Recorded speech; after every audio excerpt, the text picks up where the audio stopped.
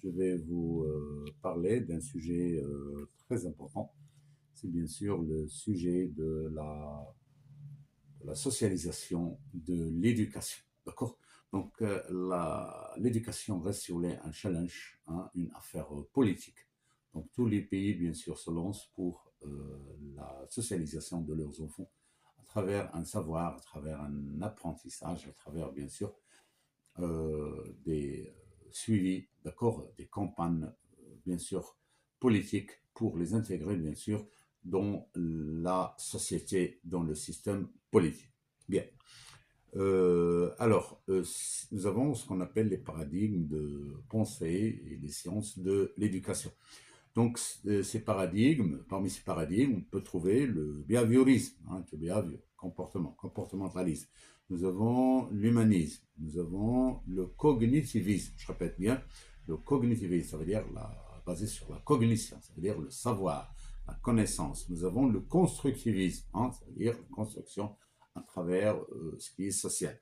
Nous avons le socio-constructivisme et nous avons le connectivisme. D'accord. Donc, je tiens à rappeler que l'apprentissage, bien sûr, se fait selon des modalités pour agir et prenons trois composantes essentielles telles que la relation la corrélation entre l'éducateur, le savoir et l'éduqué, ça veut dire l'enfant. Donc, je rappelle que la relation entre l'éducateur et le savoir est une relation d'enseignement, une relation didactique, d'accord. Ça veut dire comment apprendre. La relation entre l'éducateur et l'éduqué, ça veut dire l'apprenant, l'enfant, est une relation pédagogique. Hein. La pédagogie, c'est l'art d'apprendre à apprendre. Tous les procédés, toutes les techniques, bien sûr, hein, pour permettre de former cet enfant, de lui transférer un message très important, hein, qui va lui servir pour devenir l'homme de demain. La relation entre l'éduqué, ça veut dire l'enfant, et le savoir, c'est une relation métacognitive, ça veut dire basée un peu sur la philosophie, sur l'épistémologie. Bien. Alors, on va passer maintenant si vous voulez, les paradigmes, hein, ces paradigmes-là dont on a parlé. Donc, je commence par l'humanisme. Donc, l'humanisme, ça reste bien sûr une façon où la personne est humaine. Ça veut dire que son épanouissement, hein, est au-dessus, hein, si vous voulez, que le mouvement de la Renaissance qui prône, si vous voulez, la dignité de l'espèce humaine. Hein. On est centré sur la dignité de l'espèce humaine, hein, sur ce mouvement intellectuel du XVIe siècle. D'accord, la personne humaine et son épanouissement, hein, est au-dessus de toutes les autres valeurs. Alors, comme synonyme, je pourrais dire l'humanisme, c'est la civilisation, hein, c'est l'atticisme, hein, d'accord. Ça veut dire la pureté, l'élégance, la culture, hein, le goût, la sagesse, hein, l'hellénisme, la sapience. Passons maintenant au cognitivisme, hein, d'accord. C'est une théorie portant sur l'acquisition des connaissances, d'accord, cognitives, ça veut dire du savoir, de la cognition, hein, de la connaissance, donc le fonctionnement de l'esprit et de l'intelligence, la façon de les utiliser, comme le behaviorisme propose bien sûr une vision scientifique de l'être et de l'enseignant et de l'apprentissage. Passons maintenant au constructivisme. Donc, c'est une théorie développée par Piaget face au comportementalisme qui limite trop l'apprentissage et s'intéresse à l'activité du sujet qui se construit une représentation de la réalité qui l'entoure. Donc, le sujet restructure, reconceptualise, hein, d'accord, en interne, les infos reçues au regard de ses propres concepts. Hein. C'est le phénomène de reconstruction conceptuelle à travers ses propres expériences. Passons maintenant au socio-constructivisme, une approche qui met l'accent sur le contact avec les autres, hein, dans la construction des connaissances et le développement des compétences. toute connaissance s'inscrit, si vous voulez, dans un cadre social, historique et culturel. Passons maintenant au connectivisme. Donc, quand on dit connectivisme, déjà, il y a le mot, bien sûr, connexion. Hein, d'accord, on est branché, une théorie de l'apprentissage de Siemens et d'Aons en l'année 2005 qui démontre l'influence grandissante des réseaux sociaux, hein, des nouvelles technologies de notre vie, bien sûr, hein, quotidienne, modifiant bien sûr nos apprentissages. Parlons un peu du style d'apprentissage pour en citer quatre. Donc, c'est le style visuel basé sur les icônes, basé sur les images, sur les photos, les diapositives, les films, etc. Le style auditif. Donc, c'est mémoriser, c'est écouter, hein, d'accord. Le style tactile. Donc, tactile, ça veut dire basé sur le toucher, hein, kinesthésique. Ça veut dire on doit un peu faire si vous voulez, toucher, hein, mais kinesthésique, c'est on est basé sur les gestes, sur les idées, dans un environnement, si vous voulez, plus pratique. Donc, le collectivisme crée des réseaux de connaissances, d'informations partagées pour mieux résoudre les problèmes complexes. Mais cet enseignement, si vous voulez, va se faire à travers un certain accompagnement.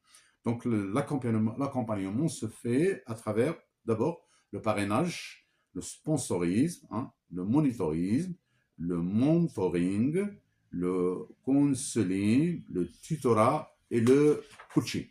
Alors, commençons maintenant par le parrainage. Donc, parrainer un enfant, c'est l'aider à aller à l'école, hein. C'est d'aller apprendre, hein, pour poursuivre ses études, participer à des organisations, etc. Le sponsoring, d'accord. Donc, quand on dit sponsoriser quelqu'un, comme les équipes, bien sûr, de sportives qui sponsorisent les clubs, hein, ça veut dire leur don financier. Donc, c'est une aide financière, d'accord. Si je pourrais dire le Raja de Casablanca, le Wydad de Casablanca, hein, si vous voulez, sont sponsorisés par Massamara. D'accord. Le monitoring. Quand je dis monitoring, ça veut dire que je dis un moniteur. Donc, un moniteur, si on va dans le domaine médical, on va trouver un appareil, un dispositif de contrôle, hein, qui permet de surveiller, de contrôler, si vous voulez, l'état de santé du malade. Donc, c'est de la surveillance, c'est de la guidance. Mais si on va dans le pèlerinage, un mahram, hein, un accompagnateur, quelqu'un qui va avec une femme dans le monde de l'islam, d'accord, pour la guider, pour la protéger. Alors, quand je dis monitoring, on parle de la personne qui monitorait. Quand je dis mentoring, ça veut dire un mentor, hein, c'est un rapprochement avec degré guide, un conseiller, un respect, si vous voulez, un respect mutuel, mais ici, si vous voulez, la différence entre celui qui donne l'apprentissage et l'apprenti, il n'y a pas, ça veut dire il n'y a pas une grande différence, si vous voulez, du niveau culturel, hein, d'accord. Je passe maintenant au coaching.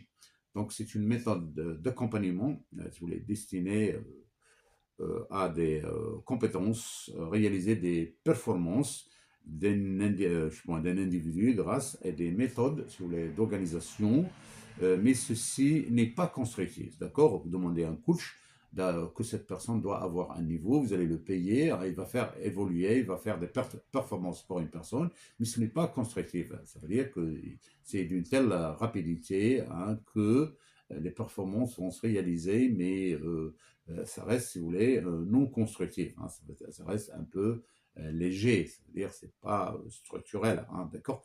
Alors, si vous voulez, on peut dire c'est un programme focus, c'est-à-dire on est focalisé sur une idée, on va essayer de la réaliser, mais il y a de l'empathie, il y a de la vie active, il y a de l'intelligence sensorielle, bien sûr, mais ce n'est pas tellement constructif, hein, ça reste, si vous voulez, un peu un programme focus. On parle maintenant au tutorat. Quand je dis le mot tuteur, c'est un support. Quand on va dans la vigne, on va trouver qu'une vigne a besoin d'un tuteur, ça veut dire un support pour qu'elle puisse pousser et donner des grappes de raisin avec un certain poids. Donc, il faut un tuteur, ça veut dire un support. Donc, c'est un encadrement, d'accord, de savoir. Si je dis l'encadrement du savoir, c'est le savoir agir. Dans le tutorat, c'est le savoir agir. Dans le monitoring, c'est le savoir faire. Dans le coaching, c'est le savoir devenir. Alors, passons maintenant au counseling. Stichar, pédagogie, si vous voulez, de la médiation, une forme d'intervention psychologique et sociale pour surmonter les difficultés d'adaptation d'ordre psychologique. On parle des entretiens des tête à tête. Bien. Nous sommes dans le domaine de l'éducation, nous sommes dans le domaine de la socialisation des enfants, d'accord. Les systèmes politiques, bien sûr, sont obligés de socialiser les personnes, bien sûr, de leur société. Pourquoi? Parce qu'on ne peut pas compter sur des personnes qui ne sont pas socialisées, des personnes qui doivent apprendre un certain apprentissage, une doxa même nécessaire, suffisante, si vous voulez, pour s'intégrer dans le système politique nécessaire pour la gestion de la société. Bien, donc je fais un petit rappel sur l'éducation.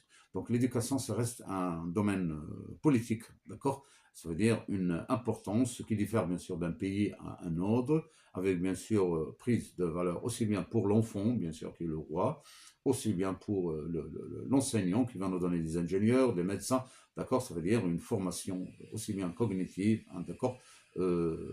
Aussi bien cognitive qu'affective et psychomotrice.